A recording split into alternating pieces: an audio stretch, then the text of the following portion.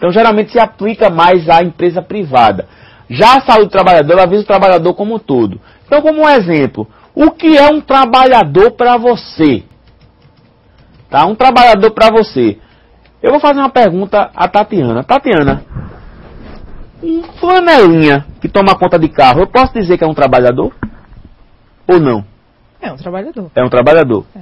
Já respondeu correto, tá vendo? Isso é a convivência. A convivência com o Billy, comigo e tal, né? Já podemos dizer que daqui a pouco já vamos emitir o certificado. Nessa formatura que vai ter agora, em maio, Tatiana também vai receber o certificado. Né? Então, o trabalhador, pessoal, é todo aquele indivíduo que troca a sua força de trabalho por alguma coisa, certo? Um salário, vamos supor. Algum jeito é que você dá ele R$1, 50 centavos. Tem gente que dá 10 centavos. Vamos dar um pouquinho mais, né, pessoal? Não vamos ser tão pirangueiro. Mas, o pessoal que dá o dinheiro a ele está trocando o serviço de tomar conta do carro, do cliente lá, pelo salário. Então, nós dizemos que ali é um trabalho. Então, aquele é um trabalhador. Então, a saúde do trabalhador se preocupa também com esse trabalhador, que é o trabalhador informal. Tá? O vendedor de cachorro-quente, o mototaxista lá que carrega o pessoal, mototáxi para frente e para trás, para levar para casa, para o trabalho. Então, também é tido como trabalhador. Então, a saúde do trabalhador se preocupa com isso. Já a medicina, a segurança e medicina do trabalho, se preocupa como um todo. Se preocupa mais com as empresas privadas, né? Você vê aí a obrigatoriedade do SESM, Serviço Especializado em Engenharia de Segurança e Medicina do Trabalho, as normas regulamentadoras, que hoje nós temos 33, e assim sucessivamente. Então, a saúde do trabalhador, o que é? Saúde do trabalhador é a área de conhecimento e aplicação técnica que dá conta do entendimento dos múltiplos fatores que afetam a saúde dos trabalhadores e seus familiares, independente das fontes de onde provenham, das consequências da ação desses fatores sobre tal população, que são as doenças, e das variadas maneiras de atuar sobre as condições. Então, ele está envolvendo o trabalhador como um todo, inclusive a própria família do trabalhador foi envolvida aí. Já a segurança do trabalho, o conceito de segurança do trabalho, o que é? É um conjunto de recursos empregados para prevenir acidentes e manter o bem-estar físico e mental dos trabalhadores. Tá? Esse é o conceito da segurança do trabalho. Um conjunto de recursos empregados para prevenir acidentes e manter o bem-estar físico e mental dos trabalhadores. Aí você tem a redução dos índices de acidente. Como é que nós vamos reduzir? Você faz parte, tá, desse esforço que estamos fazendo, que o Brasil em si está fazendo, porque a colocação de novos técnicos de segurança do trabalho no mercado, ela tem também um fator bem positivo para a redução de acidentes. Então, basicamente, passa por 3 fatores. Primeiro, a legislação, ela é muito completa, né? Ela é bem completa, a legislação brasileira, e ainda está vindo mais normas. Nós temos uma norma regulamentadora só tratando de norma regulamentadora. Nós temos 33 normas regulamentadoras. Cada norma regulamentadora trata de um assunto. Por exemplo, NR1, disposições gerais. NR5, trata de CIPA, Comissão Interna de Prevenção de Acidentes. NR4, trata de SESMIT, Serviço Especializado em Segurança do Trabalho, em Engenharia de Segurança e Medicina do Trabalho. Vamos mais para frente. NR33, trata de espaços confinados, segurança em espaços confinados. E assim sucessivamente. Outra NR bem conhecida que você vai ter um módulo só dela, que é a NR18, segurança na indústria da construção civil. Tem também um módulo só dela, NR29, segurança na área portuária. Né? Então, assim sucessivamente, você vê que a legislação tem sua importância na prevenção de acidentes. Após isso, tendo uma legislação bem implantada, a educação, isso aqui que nós estamos fazendo, multiplicadores, técnicos em segurança que faz parte da educação, e bem como a educação básica.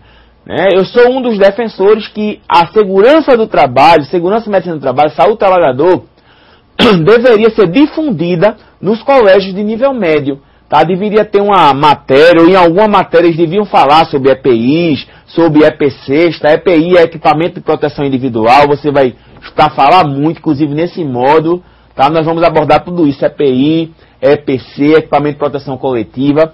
Então eles deviam falar sobre isso, porque a criança, o adolescente, é o futuro trabalhador. Então se esse trabalhador já cresce sabendo das suas... do que você tem que fazer para manter sua integridade física, então a coisa fica bem melhor. E o outro ponto é a fiscalização. Tá? Você tem aí a SRTE, que é a Superintendência Regional de Trabalho e Emprego, antiga DRT, o Ministério do Trabalho, que tem os fiscais, e esses fiscais é que contribuem para que essa norma, que essa legislação seja cumprida pelas empresas. Você também tem outros setores que fiscalizam, como as vigilâncias sanitárias, que tem a parte de saúde do trabalhador. Você tem os CERESTs também, os Centros de Referência em Saúde do Trabalhador, que faz a parte de fiscalização também. E assim vamos lá, né? Tudo isso juntando para que possamos reduzir esse nível de acidentes. Aí você tem a sistemática legal, a base legal na questão da segurança e saúde do trabalhador no Brasil. Tá? A sistemática legal da política de segurança do trabalho e saúde ocupacional no Brasil obedece uma hierarquia de leis. Então, só para que o aluno já fique antenado, toda lei ela só pode ser embasada e só pode ser criada se ela tiver subsídio aonde? Aonde? Na Constituição. Então a primeira coisa é a Constituição Federal de 1988. Tá? Que já está um pouquinho ultrapassado, o pessoal está batalhando aí para renovar, para reformular ela, mas ela é base e diz que segurança, né, que a saúde do trabalhador é direito do trabalhador. A consolidação das leis do trabalho, a CLT, e a portaria 3214/78, normas regulamentadoras, NR. Além dessas portarias, nós temos várias outras normas, nós temos várias diretrizes, nós temos leis orgânicas, como a Lei 8080/90, que também fala de saúde do trabalhador, e outras leis de responsabilidade previdenciária e acidentária, como a 8213, a 8212, e assim vai. Tá? É uma gama de leis que nós temos no que diz respeito à segurança e saúde do trabalhador. Aí você tem a Constituição de 1988, no seu artigo 7º, são direitos dos trabalhadores urbanos e rurais, além de outros que visem a melhoria de sua condição social. Aí vem lá, no parágrafo 22, redução dos riscos inerentes ao trabalho por meio de normas de saúde, higiene e segurança. Então, a Constituição, ela assegura todas as normas de segurança e saúde do trabalhador. Então, vamos lá. Ainda com essas normas, tá? Ainda com essas normas, fatos como esse ainda ocorrem, certo? Infelizmente ainda ocorre. Por que ocorre isso? Você vê aí umas fotozinhas bem dramáticas, né? Uma mãozinha torada no meio, o cara com a queimadura de alta tensão e um pregozinho no olho, certo? Um prego no olhinho aí, que justamente são acidentes de trabalho. Por que isso acontece? Apesar de uma legislação tão ferrenha, tá? Uma legislação tão rigorosa. Infelizmente, a nossa legislação não é seguida à risca. Muita gente acha sempre um jeitinho de burlar. Ah, quer que tem? Tem nada não. Tem duas coisinhas em segurança do trabalho que é um inimigo fatal. É o que é que tem nada não. Ah, que besteira! Só um minutinho trabalhar sem cinto, né? É nesse minutinho que você tem uma vertigem, que você tropeça em qualquer coisa e ó, vai por água abaixo, não vai por prédio abaixo, né? E o que é que acontece? Perde sua família, perde a empresa.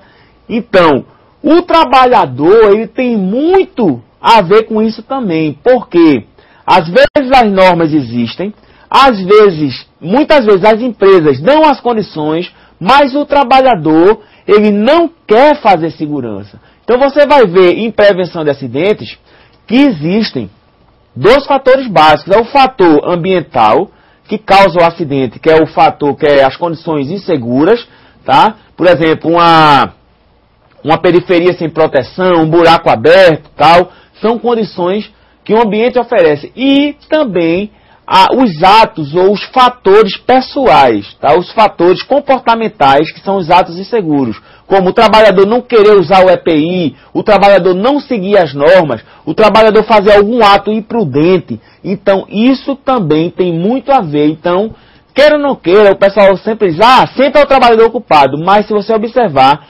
grande parte dos acidentes tem imperícia ou imprudência humana no meio. Lógico que